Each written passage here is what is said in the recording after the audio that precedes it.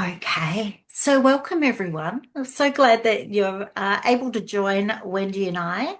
I think we have quite a few more registered, but we're never quite sure of who's going to make it and what comes up in people's day to whether they get here or not. But while we're waiting, I might just do a little bit of an introduction, and then hopefully we can jump straight into Wendy and get the conversation started. So here we are. We've got the lovely Wendy who is going to lead the discussion, and you've got me, for those I haven't met, which I think is Tanya and Lisa, creating new collaborations, and I am a voluntary member on the board, but you can find me if you want some training or coaching. A really warm, thought about this country that we live in. We are so lucky that we are in such a beautiful space. And as we travel around, we know that people have lived, loved, danced, and learned on this beautiful country for thousands and thousands of years. So we pay our respect to elders past, present, and emerging, and really celebrate our sisters, our Indigenous sisters in business. And as I say, I always count myself so lucky. Every time I travel, I come home and I go, I'm so lucky to live in this country of ours.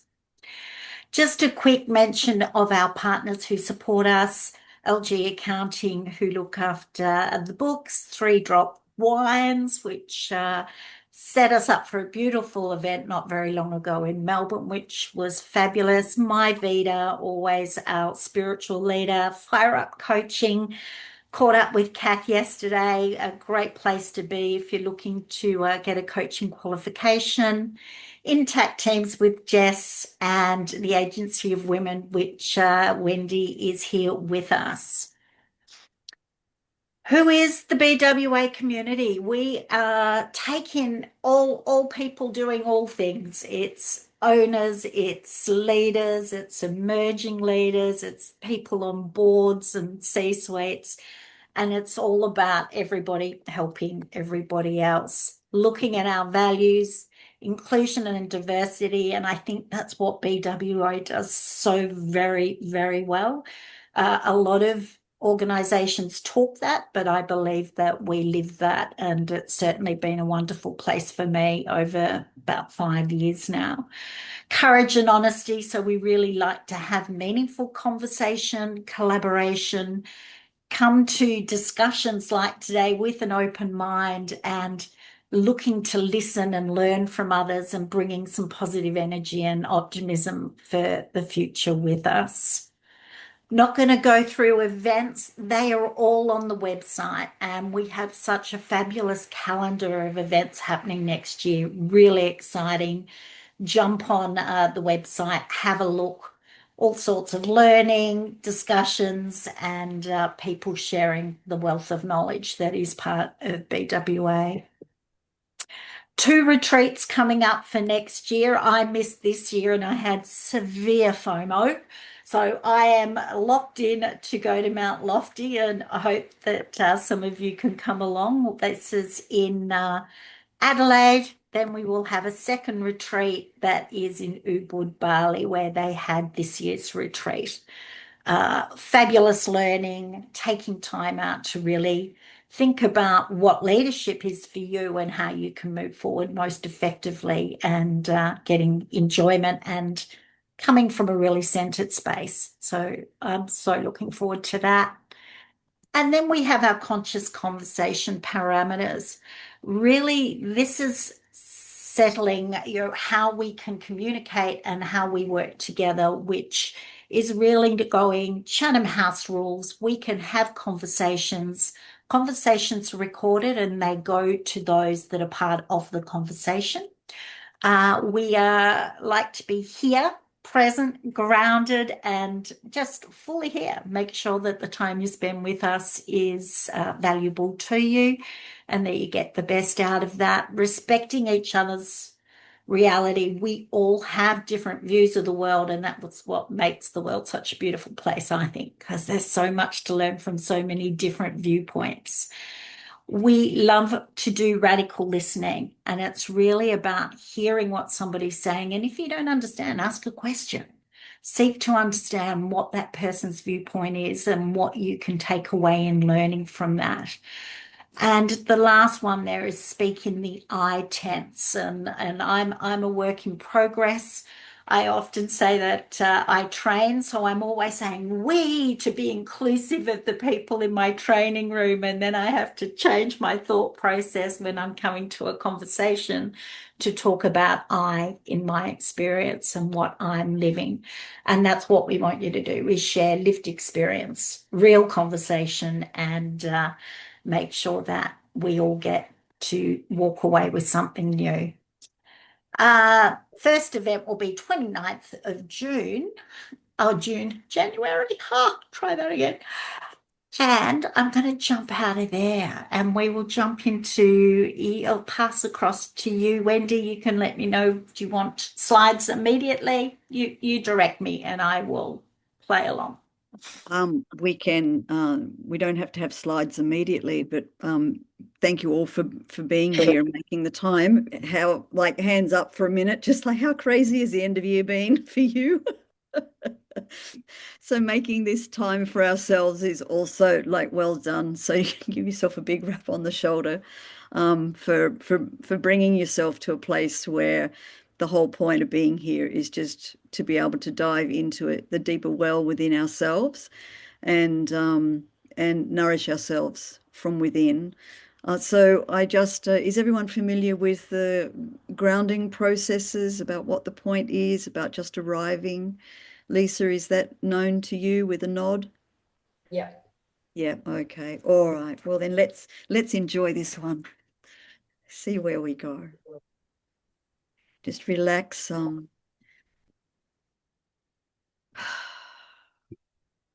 Just take a big deep breath through the top of your head. And another big deep breath through the top of your head. And as you breathe in your next breath, just feel your breath filling the whole of your chest. And as you breathe out from your diaphragm down, feel your breath exhale down through your body and through your feet. And just take another 3 breaths in that cycle, breathing through the top of your head, into the top of your chest, breathing out down through your body, your pelvis, your legs, your calves, your feet. Just quietly continue that circle of breathing.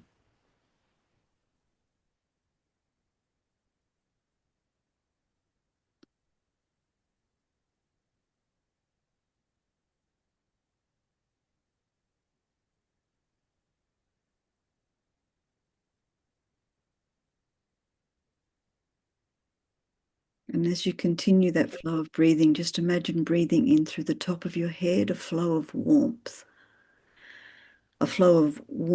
and light. Breathing in and filling up your chest and breathing out, breathing it through and down into your body as you exhale.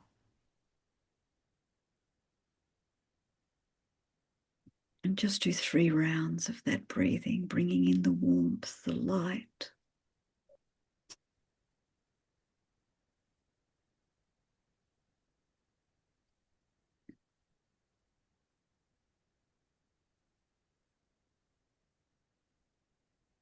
And as you feel this warmth filling your body, just feel your body relaxing, getting heavier in your chair, feeling the weight of connection between your body, your back, your legs, your feet on the ground. Feel the connection.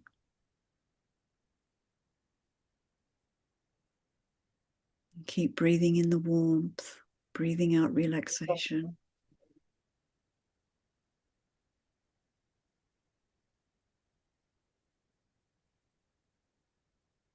Bringing all your thoughts from the day What got you to here? Breathing them in through the top of your head with warmth and light. Breathing them into your chest and down through your body and out your feet. So that's all that's left above your head is beautiful, free, warm, light space.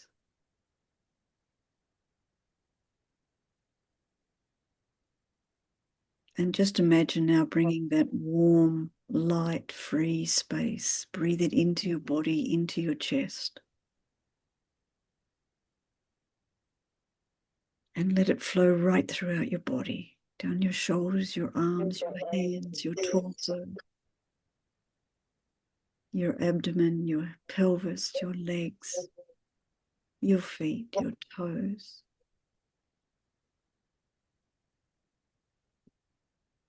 Just breathing out lightness and freedom throughout your whole body. Feel yourself floating.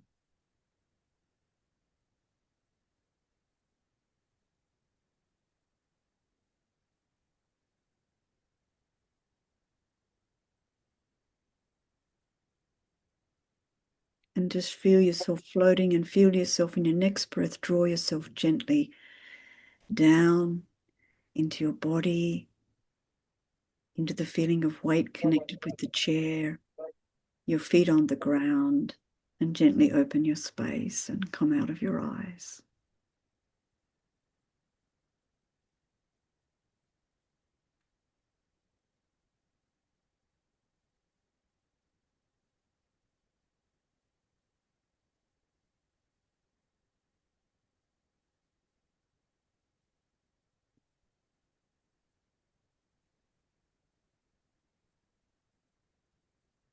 Yay.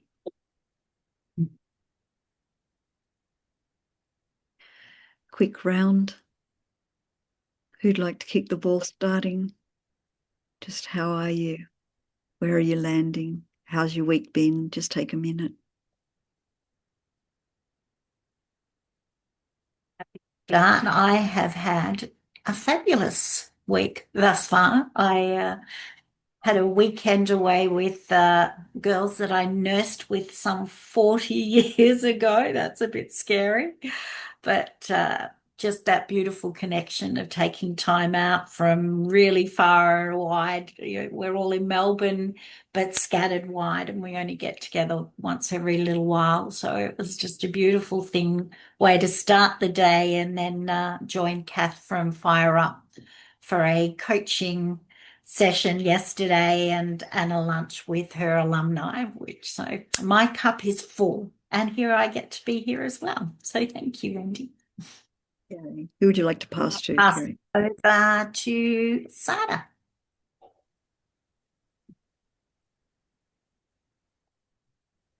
I've had a variable week. Big challenge for me was getting social media up and going. And I engaged a wonderful woman and her team, and they had some very unfortunate things happen. So we're a month behind, and I was feeling really stressed. And then I just looked, I thought on the scale of world problems, take a deep breath. It'll be all right. And, changing things. I've had some wonderful conversations with people in my family. Some people are going through some pretty big stuff, which has been a bit hard. But I thought I'm really, really lucky that my daughter, when she was talking about some stuff that had happened, she said, it's really good, Mum, that you and I are hopeful and that we have hope. And I thought, oh, well, sometimes when I feel like a total failure, I think at least my daughter has hope. So that was good. Yeah, it's been a challenging week. I've given myself the gift of being here. Um, so I'm really happy to be here and, grateful to have this opportunity to be with you all. Thank you. I would like to pass to Lisa. Lovely to meet you all. My week, it's been busy. I kind of feel like I kind of my my calendar ramps up towards Christmas, like I'm sure lots of people do. But work has been crazy. Kids, family, everything's crazy. So it's yeah, it's just busy. Right. But it's been good. It's been good. I have my mum coming to visit from the UK on it's Wednesday evening, so I'm super excited to see her because I haven't seen her for about 3 months. So that's like a highlight. Although it does mean I've got a lot of dusting and cleaning to do. She's a bit fussy. Who would you like to pass to, Lisa? Oh, pass to Vicky. I yeah, I came back from China a month, so still recovery and brain is clear, but the eyes is very tired each time when I wake up in the morning. But yeah, just slowly. I still need to work sometimes up to like 2:30 a.m. last night because it's the China time. But all good. Everything as Sandra say, you just have hope and just keep the hope, just keep going. That's it. Yeah, that's me. Who would you like to pass to, Vicky? Kenya. Thank you. Can you guys hear me? Yep. Yep. Okay. I'm actually feeling really, really good. I've had like a massive, massive year, lots of change and in good way. But I set the intention for myself for December to actually start winding down and to say no to a lot of things. All the other years I'm at every event and, you know, doing all the stuff and probably hosting Christmas at my place and just frantic, but I'm not doing any of it. So, except I'm going to the BWA celebration tonight in Perth, and that's the only thing I'm doing really. So I feel pretty chill, and I'm quite happy with my decision this year. So, and I'm very happy to connect with you, beautiful women. Thank you. Thank you. Yeah, and for me too, I've had a big month or so. My elderly mum, who's 96, passed at the end of last month, and it's one of those things where I'm just so grateful for the time Mum and I had at the end of her life, where she was able to just have a life of her own, and we were able to get to know each other just with her in her own right, and it was really beautiful to be able to have that adventure with her and then be able to spend that time together with her passing, which was really, something that was very important to both of us, but she was really anxious about, the process of dying, has been the whole of her life. And so it meant that whatever I needed to shift, mulch, reweave to be there, it has meant for me that managing and keeping everything else in flow, has been a big challenge. So I arrived back a week ago, and I've just been in the cave, just doing what I need to do, but just keeping stimulus and stimulation, just giving myself a cave for a week or so to kind of catch up. Yeah, which has been great. Yeah. So we can, I think, I'll tell you, if we could just go to slide 5, Kerry, please, and we'll just pick up from there. Sorry if my computer's going down.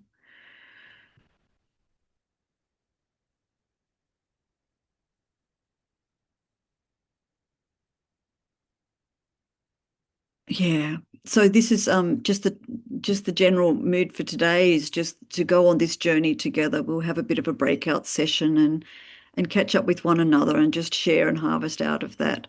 We may or may not have another breakout room just with the number of people who are now here. And just I need bigger screen.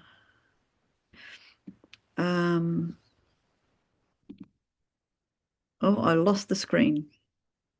How did I do that?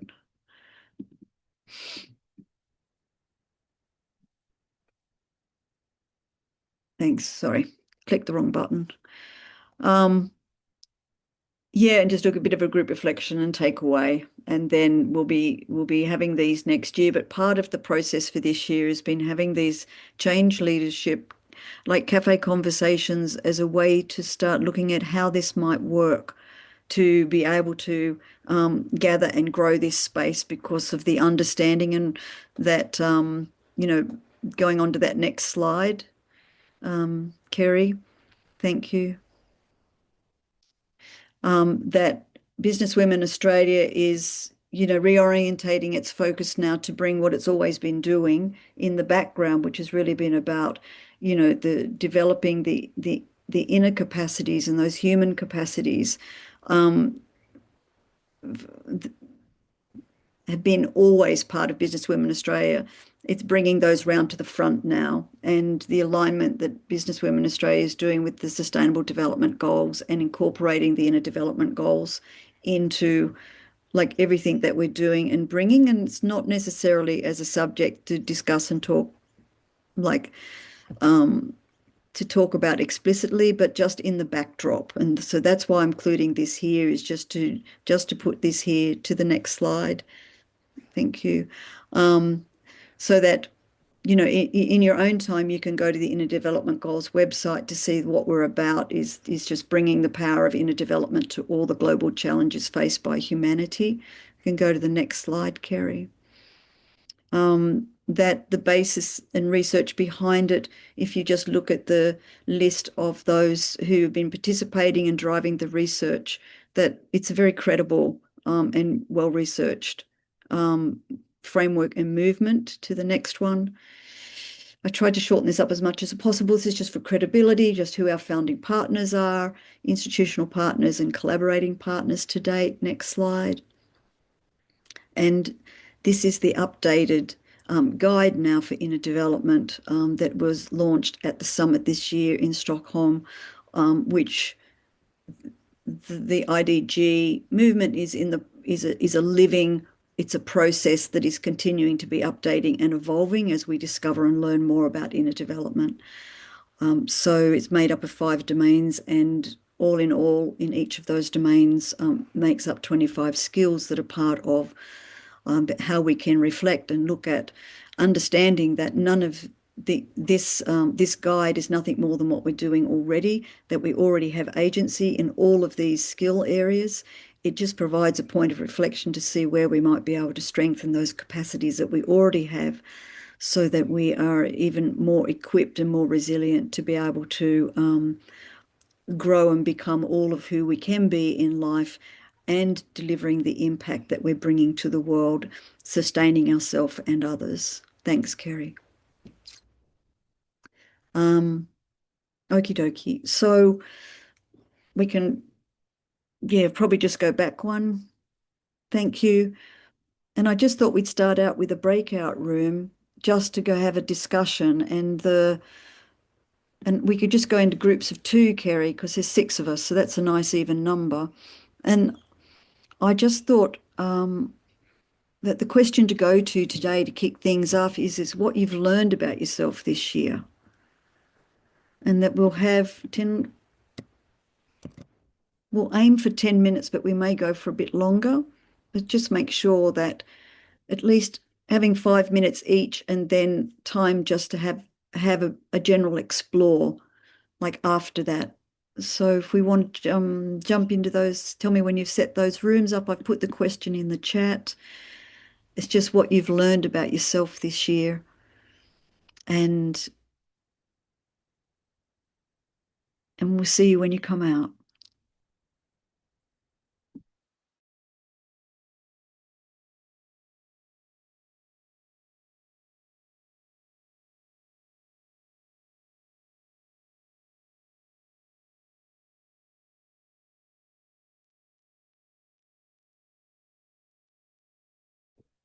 You're on mute, Wendy.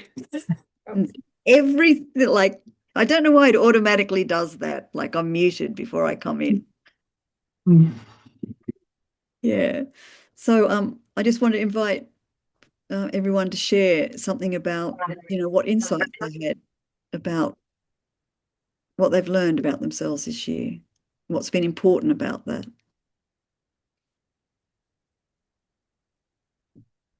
It's like an end of year, kind of let's get the value out. Let's. I'll jump in there, Wendy. I think that I don't know how often I've heard over the last week or two of people like we're leaving the snake and we're moving into the giddy up horse, and it just really fits for me. Like I am so looking forward to the new year. I've had a year of two halves. I've learnt that I can withdraw and find the strength to then step back in.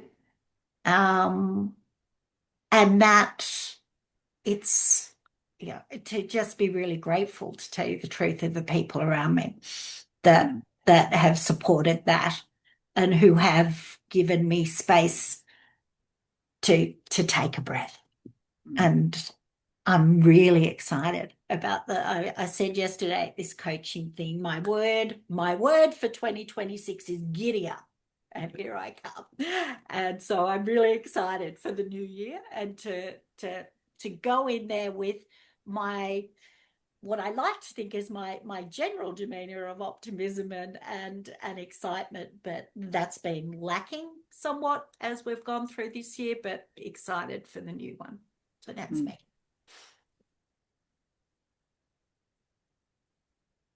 I'll get you to pass, Kerry, because I would like to hear from everyone, and that's a way All to right. make. I will go to my partner in crime, Sada. I have had a challenging year, lots of ups and downs.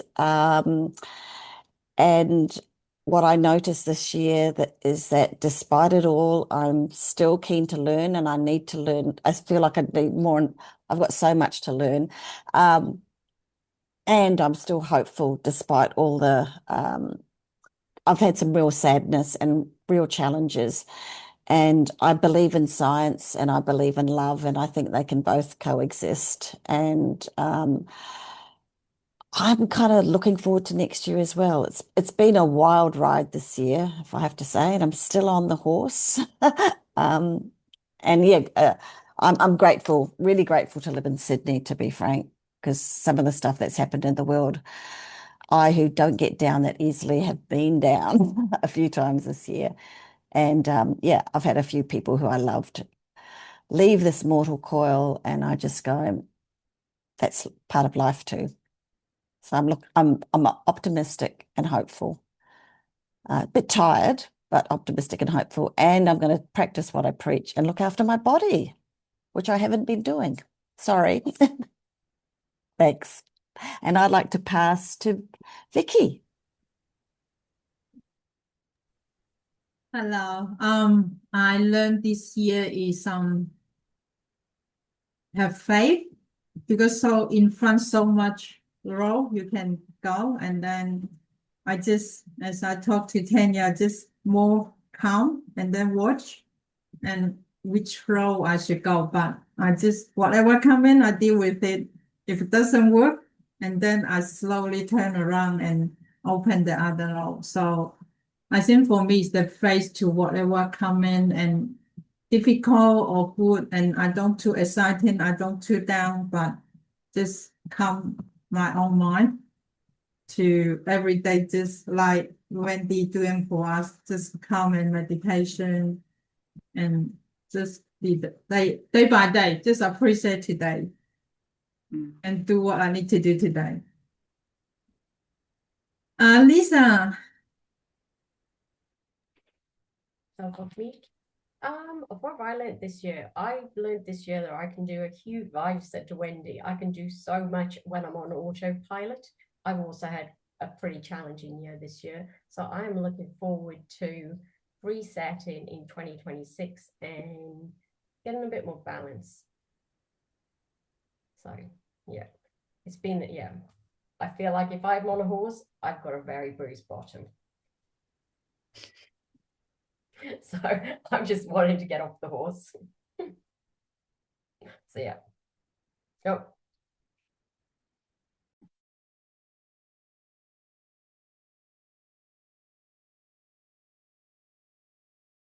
Who we're passing to? Sorry, my internet was a bit jerky there. I will pass to Tanya. I've had such a mix here, but I think it's been I've been doing a lot of inner work, and so even going back to last year, and so as we all know, part of the inner work is like pulling out all the bits and letting them come up and letting them come out. And I even did a post. I didn't know it was the year of the snake. And I did a post in March. I was going for a walk in a forest and I could see all the bark shedding off all these trees.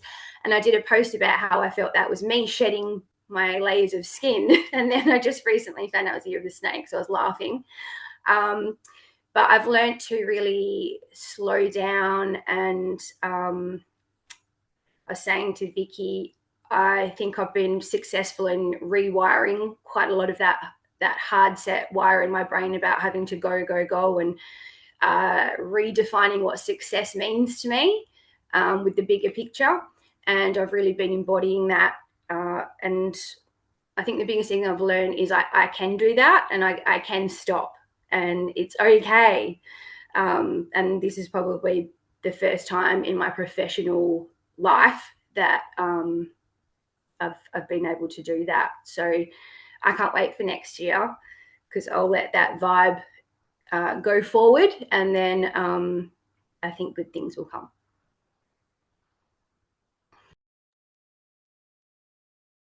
Sorry, who hasn't spoken? Has everyone spoken? I think it was Just Wendy. Yeah, it was me. Wendy. And Okay. I had myself on mute again because I don't know if you heard it, but I had two possums absolutely exploding in the roof, like exploding into pitch battles right over my head. So I don't know if you heard any of that. It was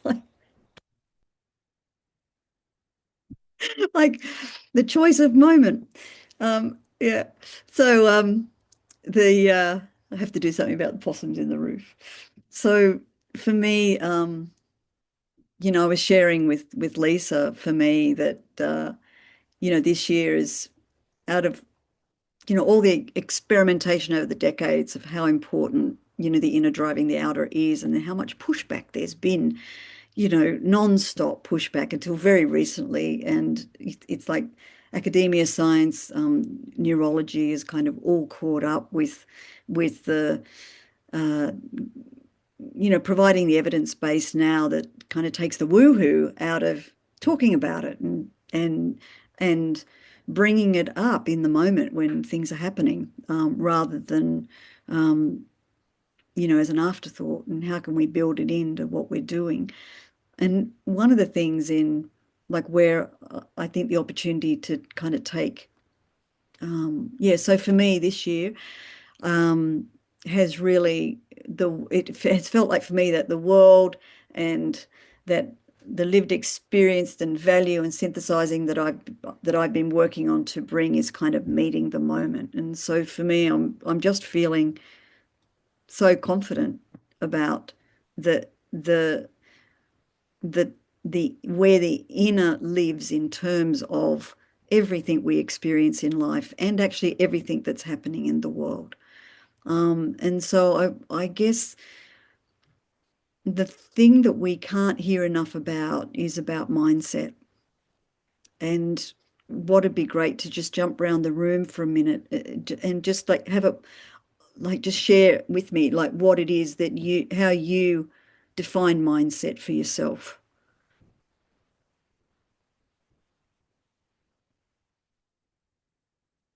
Like, what does that mean to you? Like, when you hear it, then what do you do with it? I'm happy to go first. Yeah. I think for me, it's about being self-aware, and our minds we can have our default wiring, which is often stemmed back from all the things from my earlier life and things, and it's just we have almost like this default mindset, and we can easily slip into that. But then if you come at a place from self-awareness where you're really able to look at yourself, even from like an outside looking in, and then, like I said, rewiring the bits that you don't, that you want to change. Could you use, Yes, yeah, sorry. Helps everyone. I have been rewiring the different parts of my mindset that isn't serving me. So for me, mindset is really having that self-awareness to choose what thoughts you want to have and how you handle situations, how you respond, and it's about being conscious for me. Yeah. Who would like to jump in next? I actually, similar to Tanya, I actually find by mindset, I always describe it to my children, it's almost like your screensaver. It's your default, and it's almost like acknowledging when your screensaver comes on, and then being able to reprogram yourself and just acknowledge, kind of identify what kind of frame of mind you're in, and therefore working out what you would genuinely like to do versus your screensaver mode, and action that. So I have a 10-year-old. That's my 10-year-old view of the world. And would you just mind running through that again, and instead of saying you, can you say I, so we can practice using this I language together? Sorry, I reference with my children that I refer to it as my screensaver mode. That way it helps me when I need to change my frame of mind. Who's next?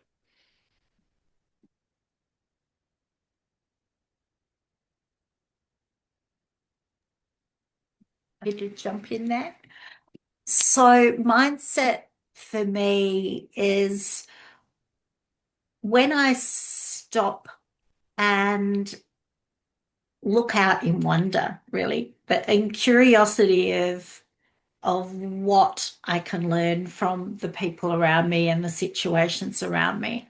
And for myself, for a very long time, it was looking out, but I do love what some of you talked about that looking in, and something that I work on quite a lot in terms of that self-awareness, but knowing for myself that I want to be here optimistically. I want to be part of good change in the world. And so for me, my mindset is about what can I offer out, but also, what can I gather too from those around me so that I stretch those horizons. So that's for me.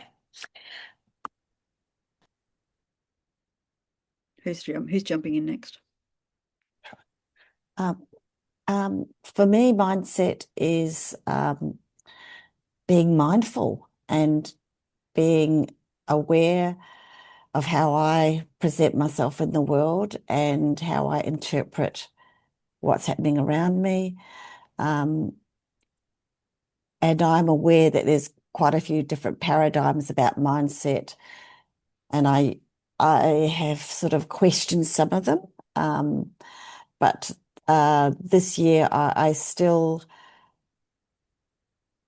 believe that my personal view of the world is going to influence how I am in the world.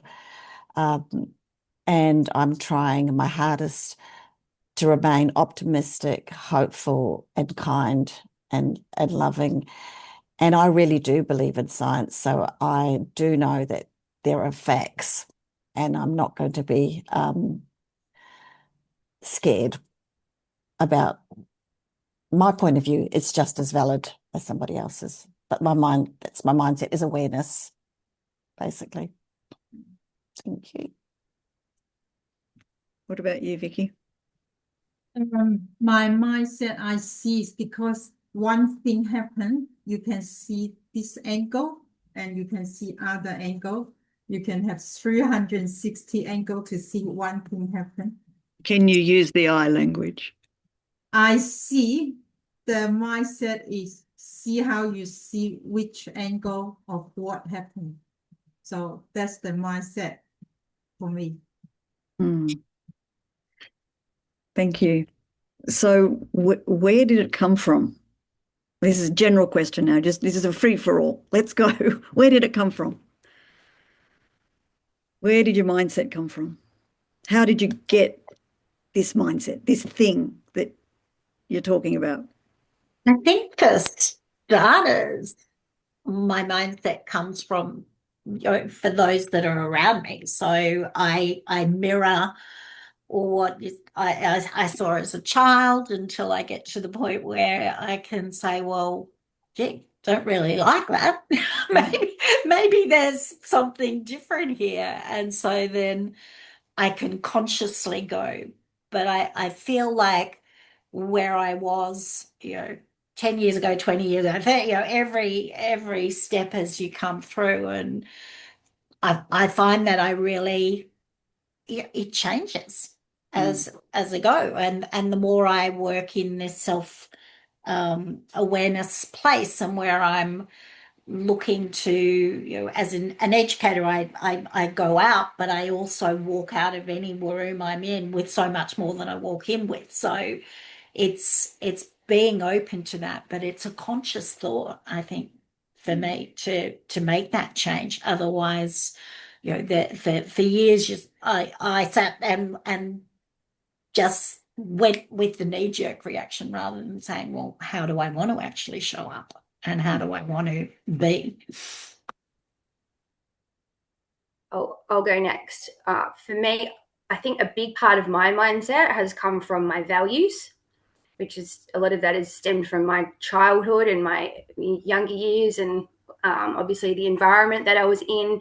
And it wasn't until I learned about that and how important the hierarchy of my values were in my decision-making process on how I spend my time and where I spend my money and so on, that I was then able to reshuffle some of them. My highest one now is that my highest one was success and winning through business, and it's now my business value is sit around number 4.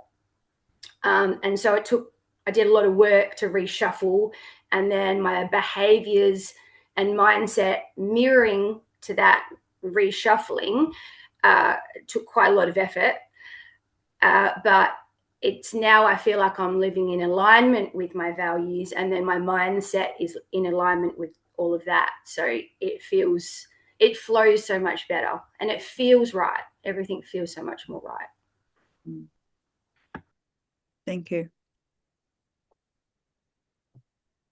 Yeah, for me, my mindset is from when I divorced from my grow up parents and how we grow up, see the family. But after all the life experience, my mindset is come from, again, for me is how we thinking openly and learn new stuff.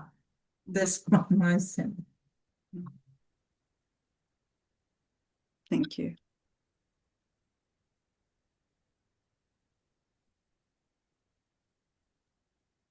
For me, mindset is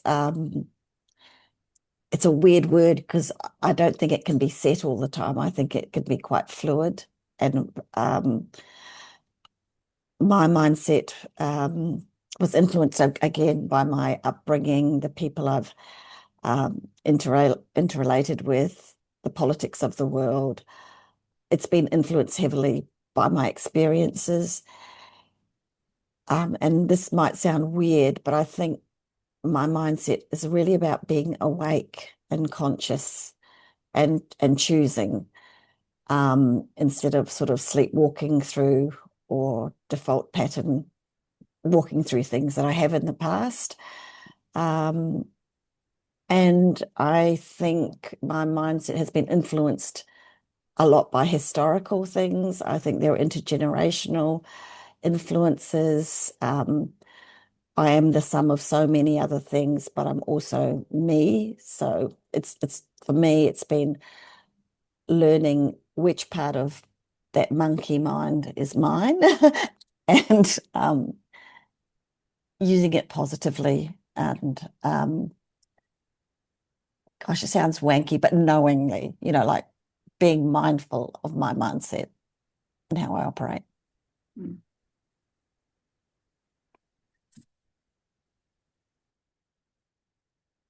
What about you, Lisa? Did we hear from you? Sorry, guys. My internet is just crashed on me twice. I was with you.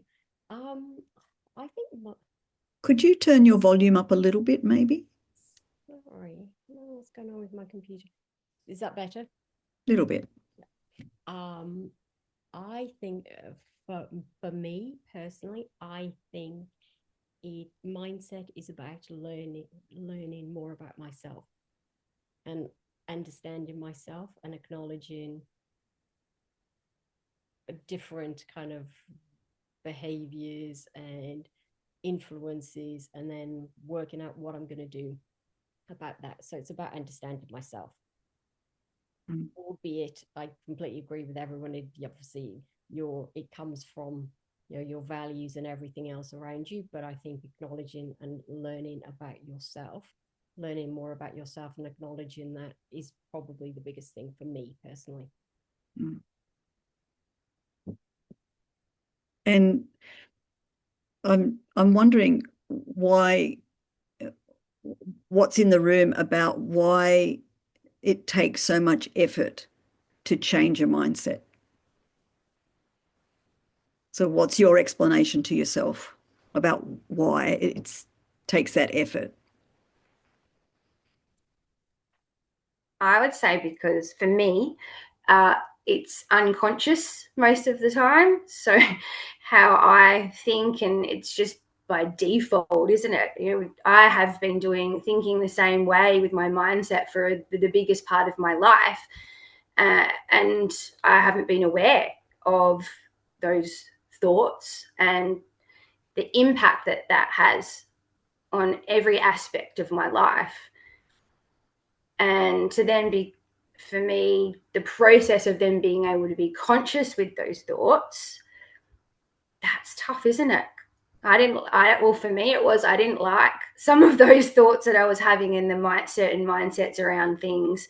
And so I had to take a hard look at myself and, have lots of chats to myself and then face a lot of the things where they were really dig down deep to find out where they had stemmed from.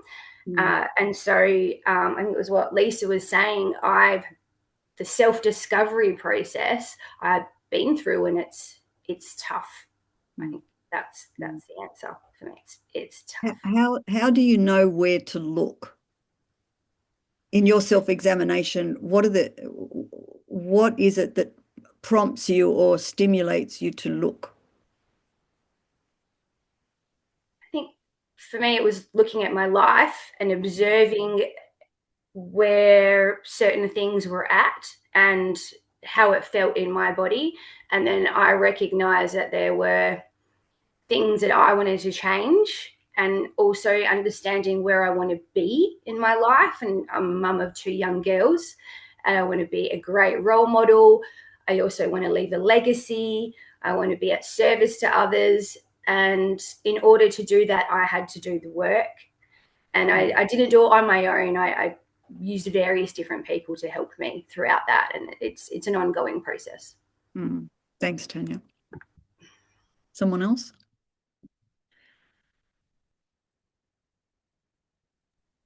Okay. I think for me, it's just about learning. So you kind of do something, you get the outcome. If you didn't like the outcome, I have to then look at the outcome and go, well, that didn't work, or I didn't like that, or that didn't serve me well, or could have done better. And then, so it's about actually learning that we all I make decisions. And if I don't like the outcome, then I'm the only one really that can change it. Does that make sense? Yep. Yeah. Anyone else? I'm really hard on myself there, don't I? Yeah, for me, I think it's the pattern. say when life coming, the similar things happen, you happen again, the same attitude and then same thought, and then while you as Tanya say you are aware of yourself, then you know the pattern coming. So that's how I find out where the mindset, that mindset I don't like coming, just the pattern. So just need to cut the pattern. Vicky, remind me to come back to cut the pattern. Okay. Sada, did you have any thoughts on that? I agree with many of the things I've heard.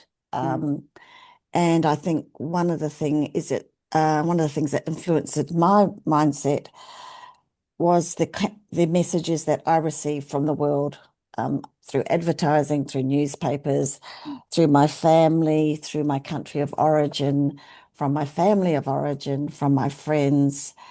And when I interrogated some of those ideas and things that I'd been told, in my heart, I knew some of it was untrue, and I had to learn to be brave and have the courage to actually walk a completely different path from many of the people I loved and knew.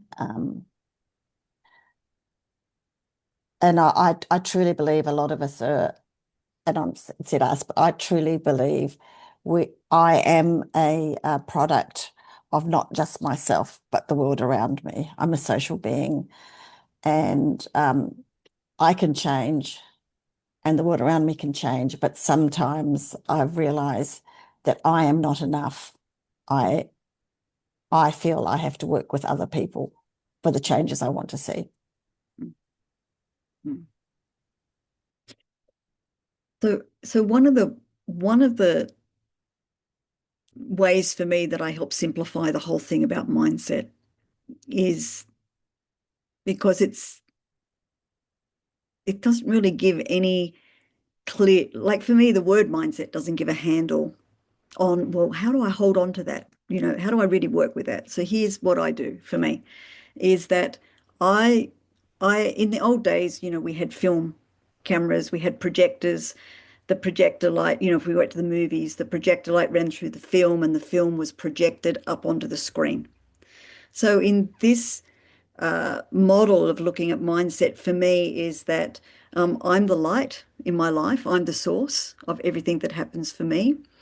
That the film is the beliefs that I hold, and that I shine my light, my energy, my power, my agency through the film of my beliefs, and that gets projected out into the world, and therefore that's the way that I see and experience the world.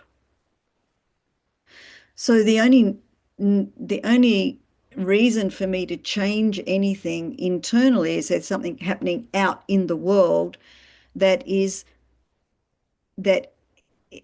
no longer what I want or what I want to experience or what I want to see happening in the world. So the beliefs that we hold, if we view it in that way of like, oh, whatever's happening out there in the big screen of the world is somehow a reflection of the beliefs that I hold. And that literal translation of whatever that situation is just say, oh, like, I don't know. Let's just say all police are terrible people. They just pick on, the underdogs. There's a whole lot of Australian history about giving police the hard time, right? But if police are going to be, all police are bastards. This is not my belief, but I'm just saying it was a parochial belief, right? All police are bastards. And so, if I go into an interaction with a police person with that view that they're going to be a bastard to me, well, I can tell you they're more likely going to be a bastard to me.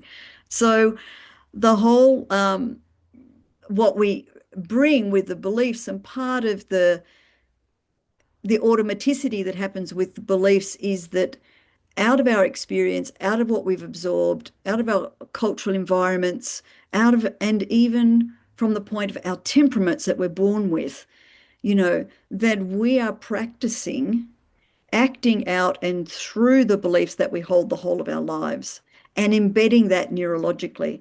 And so if we think that every belief physically has a neurological pathway that, and this is a simple example for me, is learning to open a doorknob as a child, right?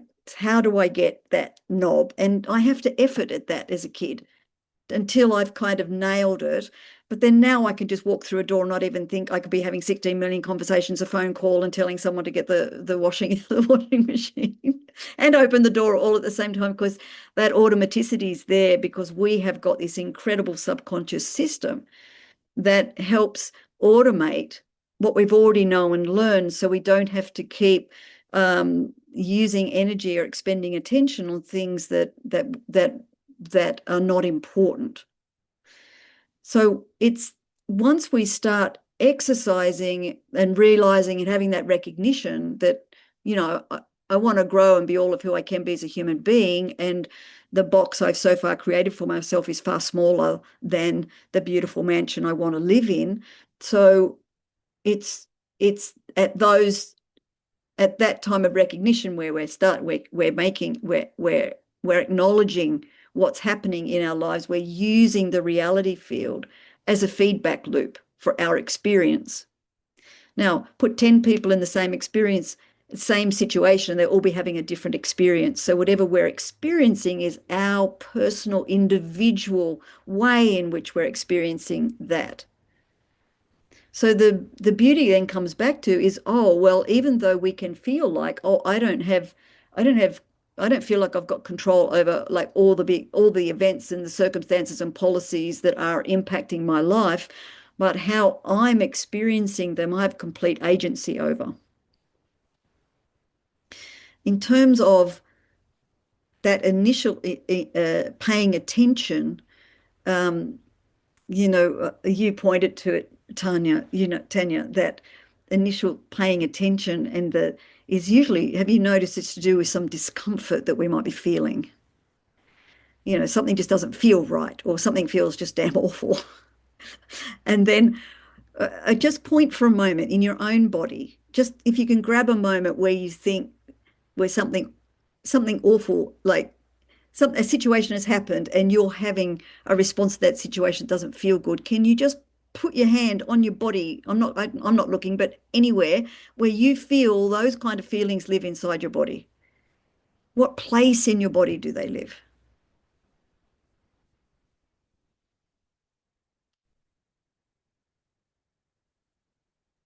Does everybody have one? Have you got one, Lisa? You look mystified. Probably my stomach or my brain. I'm just kind of trying to, because some are you kind of, some of you start, I kind of feel some of my gut, and others is my head. Yeah. So literally, just for a moment, like just humor me for a moment, right? And use your hand to even put on your tummy, right? And so then just as we're sitting here, you can get to do a gauge of whether, oh, is that where it sits or not, right? Because whilst we have a brain, we also need to understand that our neurological network goes all the way to the very tips of our tipsy fingers and toes. And so we're actually a body brain, not a head brain. And our intelligence is stored in the body. And our body is our best friend in my books, trying to help guide us to where we need to be paying attention. And sometimes if we're not getting the memo, because, it's not getting it directly from, here's a note I'm going to pass on. But, we're so busy, we're not getting the memo, but something will happen. And in that moment, we have this whole lot of cognitive dissonance in our body. And it's like being aware of where that cognitive dissonance is the first step in gaining awareness of, perhaps this is a belief that I need to edit. Because in the same way that the light going through the film, projecting onto the world, another way to look at shifting mindset is editing the film. And when we used to be in the old days of filmmaking, we have this riveting film, but like we need to cut something else into that film. And it was like there'd be cutting on the, in the post-production room, there'd be splicing and pasting, all the film together. It was in that manual analog way. Well, in the same way, we're able to, sometimes parts of our old beliefs are things worth holding on to, and parts of it are things that we're going, okay, that part's no longer working for me anymore. So we can edit our film, right? Edit our beliefs. And so, for example, we can say,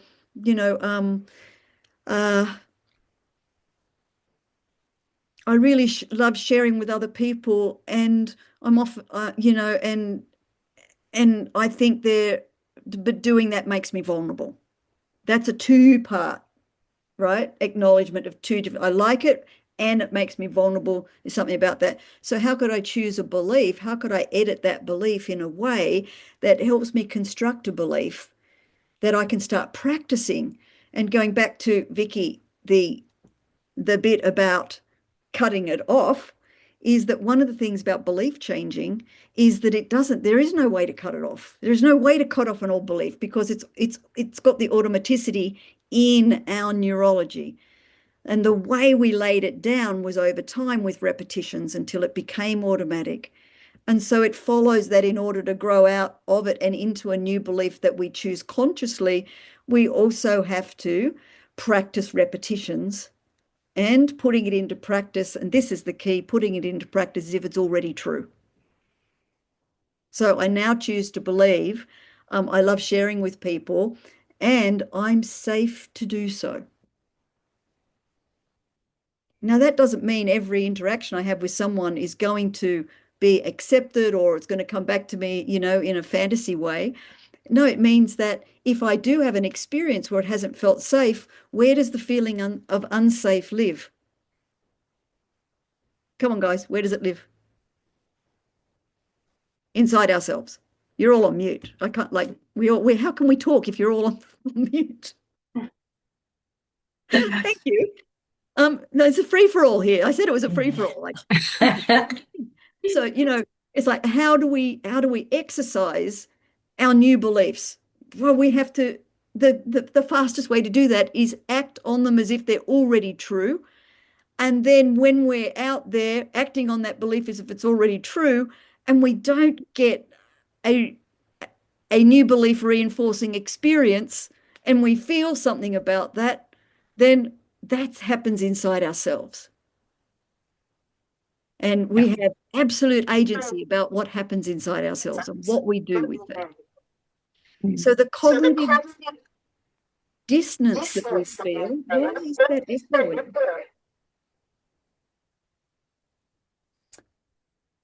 It's annoying.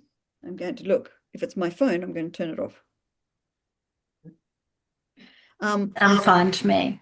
Yeah, okay. All right. So that cognitive dissonance that we feel is the first clue sometimes. And we miss it so often. Yes, yes. We're just too busy doing to stop and get curious about what that icky feeling is. And and we've learned that with those icky feelings, who skis here? Who skis? There's no skis. In a past life. Right. But if you haven't, it's like, well, the first thing we learn not to do is lean backwards to stop. Because leaning backwards to stop just makes us go faster. Right? So the only way to stop skiing is lean forward to stop. It's completely unintuitive. That's the reality. And it's the same with cognitive dissonance. We're so used to I don't want to feel that icky feeling. And so, we start leaning away from it. When in actual fact, in order to resolve that icky feeling, we need to be leaning into them. And then knowing what to do with them in order to harvest the value out of that. Because I believe no feeling of discomfort or cognitive dissonance is anything else but a part of ourselves that we're not fully loving yet. Hey, Wendy. Yep. Do you mind if I just share a quick personal story a recent one that reflects this? Yeah, and it's got to be quick though, Tanya. It's been super, super quick. So I have been too scared to post videos as part of my content forever. And I've known I need to do that, especially I'm a coach. So I finally got the courage to do it. And my first video was last week, and I've since posted another one. And it's all about taking that first step forward. But also, in the thing that enabled me to do that was I was trying to create the videos myself, and I just outsourced it to somebody. They created the video for me, and then I just did it, and I haven't looked at it since or anything. I just posted it, and then I've just done another one. So I think it's about recognizing that it's hard, and then looking for ways to make it easy to make that first step. And with that, just quickly back, what was the belief? What was the belief? Let's just call that the negative belief for a moment. What was the negative belief that was limiting your capacity to do that? I think The old belief. Let's call it the old belief. Look, feeling like I'm not good enough. Scared of being seen by everyone in a new capacity that I'm moving into. And just to run with this one, is it okay with you to run with it? It's good to demonstrate. Then if you if that happened and people judged you and you had those feelings, what's the worst case scenario? Like if you stretch that out, what would that end up in? Just people saying some bad stuff about me, but it's not that bad, is it? I don't even need to listen to it. It's similar to the stuff about public speaking. Yeah. Because even though it's like it's only just the public speaking and really nothing terrible is going to happen, but it doesn't feel like that. It feels like we're going to die. That thing of like it's existential. So when these things come up, they're not lightweight either. The things that come up and the cognitive dissonance is there because a part of us is actually feeling shit scared that this is going to kill us in some way. And it doesn't make any logical sense, but that doesn't mean it's like telling a little kid they don't need to be scared of the dark. For a little kid, there's no point saying that. You have to go turn all the lights on, look under the bed, under the pillows. We have to do all that stuff. And for those parts of ourselves that, might be feeling that scared, it doesn't matter where it came from. We don't have to understand the story in the same way we see a little kid in the street crying and in tears and there's no one around and they could have lost their mum or dad. It's like, we don't go up to them and have you reported it to the police yet? We go up and ask them, are they okay? And can we get them something or what do they need or what happened? We get down on their level so we don't scare them. And this is how we can look at all the parts of ourselves that feel this cognitive dissonance. These are parts of ourselves that we need just to love more and love in a way that if it was a child that we're talking to, how would we need to relate to this unique individual child in order for it to feel safe with us, to start opening up to us, to come back to us? Our beliefs and the stuff that happens out in the world and how we feel about it, our beliefs will drive what we do in the world and help keep self-reinforcing. Those old beliefs will keep self-reinforcing themselves. That's called confirmation bias. We all know about confirmation bias, but confirmation bias works the other way as well. It works in our favor equally. Confirmation bias isn't a negative. Confirmation bias is like how we use electricity. I can either use it to cook my toast or stick my fork in the toaster to cook myself. It's like not the energy's fault. It's how we use it. So confirmation bias is there as our best friend, because once we start acting on new beliefs as if they're already true, we start producing evidence for them, you see.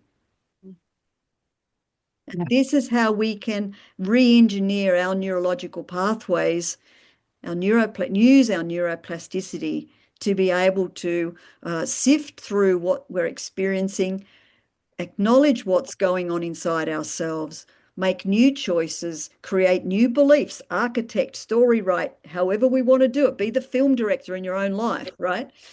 To write this new story about the belief now that you're going to take out and act on as if it's already true. I'm laughing, Wendy, because back in the day, I was so frightened to speak in front of anybody. And if I had to stand up in front of two people and speak, I would be, I'd be an absolute basket case. Yeah. And And it was not until, to tell you the truth, my 30s that I was able to overcome that and to change that self-belief of, you know, Harry, you've got something to say, share it, and then to think that that's what I do now Yes. as work. Like my childhood friends just laugh. They're Yeah. just like, "Who are you? And what have you done with Kerry?" Right? And it was such a learning of Mm, what's going on there. mm. Why are you so frightened of this? And working through that, I'm okay. Yeah. Um, And yeah. in every domain of life, it doesn't matter which domain it is, it's the same generic approach and pattern.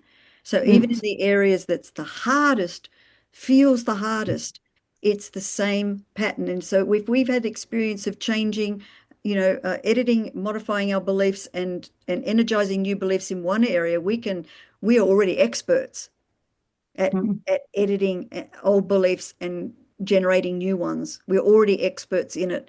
It's just that some areas feel harder to do that than others. And it's then what other tools in the toolkit do we have for processing what feels harder? Mm.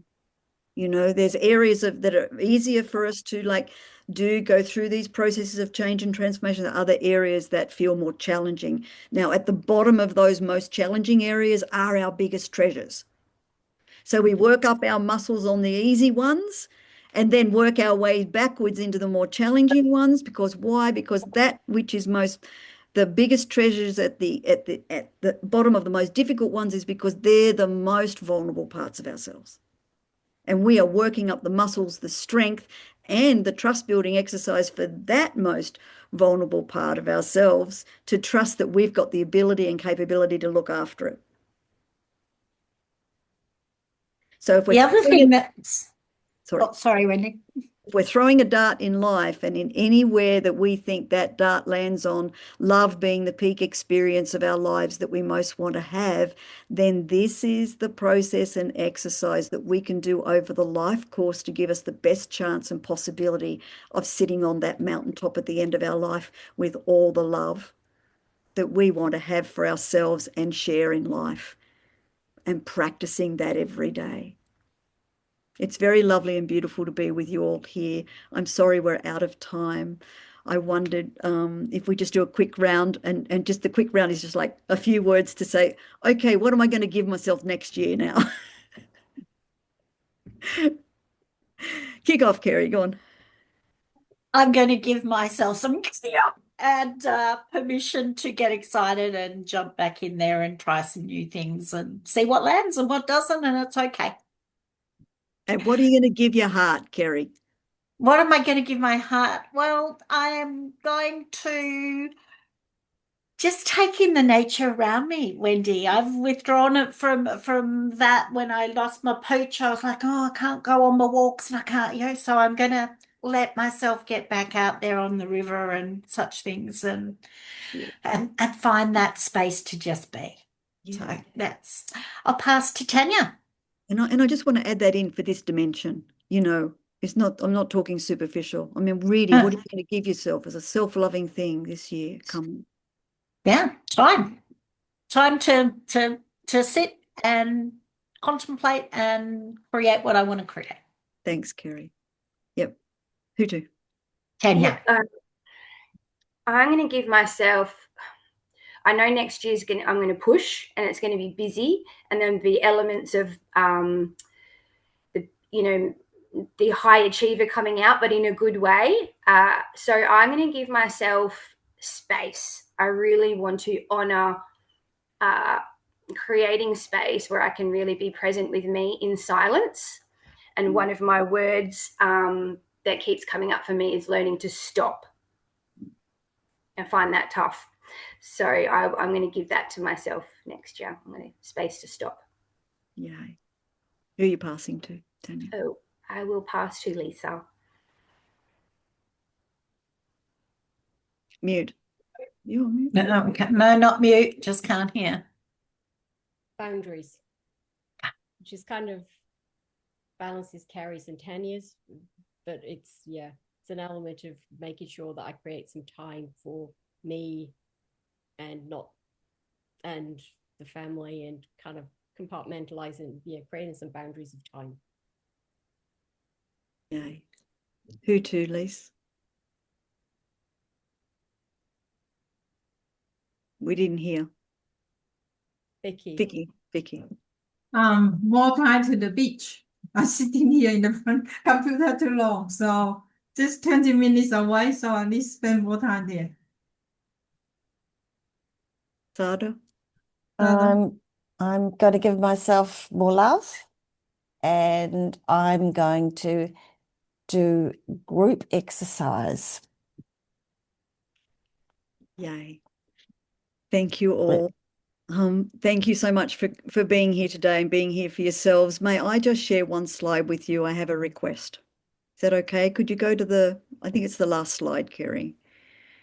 The one just about the women's project in Vanuatu. One of the ways in which I make real impact happen in the world. And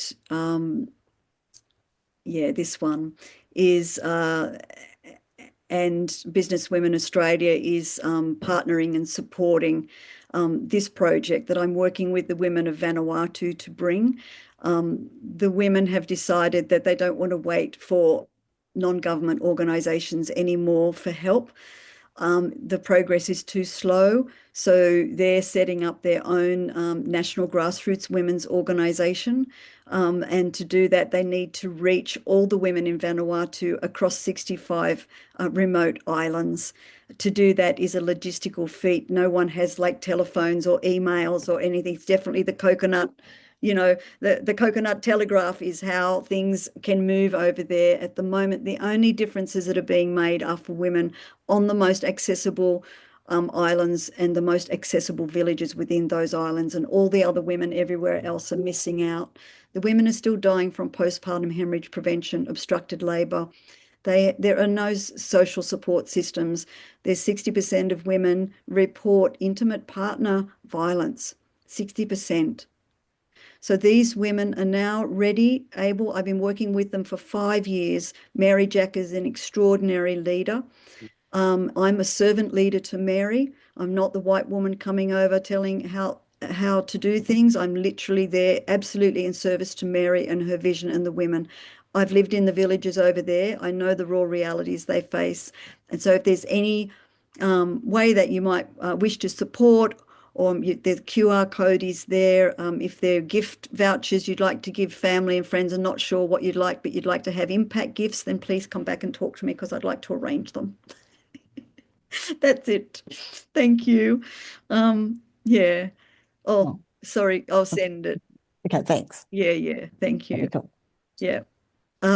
Yeah. So that's time. Thank you for letting me just squeeze that in at the end. I'm so grateful that you've gone on this adventure with me. I'll be thinking about it all and how we go again. And hands up if you'd like to see this as being something that continues next year. And you don't have to put your hand up, but if you are putting your hand up, what would be really great is if, to help it grow, is if you could bring a friend or 2 friends. And what that does for ourselves is it grows a community of practice in our own lives, where we're practicing these skills and having these conversations. If we want to fill our life out with the things that support our inner development, then having more people in our lives in the same conversations is how we can cultivate that faster. So I just want to encourage that. All right, everyone, have a beautiful, incredible new year. Lots of love to you all, and I'm sure I'll be catching up with everyone one way or another. Yeah, Merry Christmas, everyone. It's Merry Christmas. Thanks for being here. Bye, Thank ladies. you. Bye. Bye-bye. To you too. Okay, hang on. the recording. Bye, everyone. Bye.